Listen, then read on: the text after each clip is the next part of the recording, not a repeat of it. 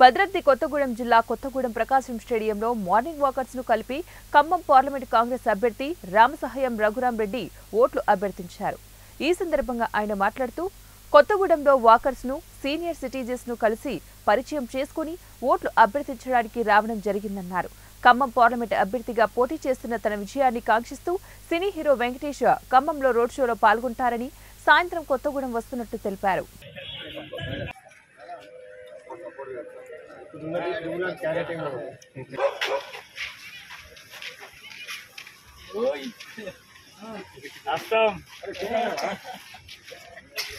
नमस्ते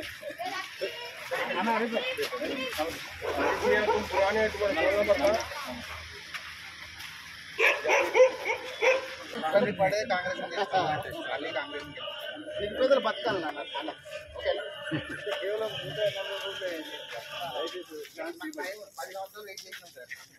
okay thank you अన్నగారు sir దగ్గర అన్న నమస్తే రండి అన్న సాన్నగారు తమ్ముడు దగ్గర దగ్గర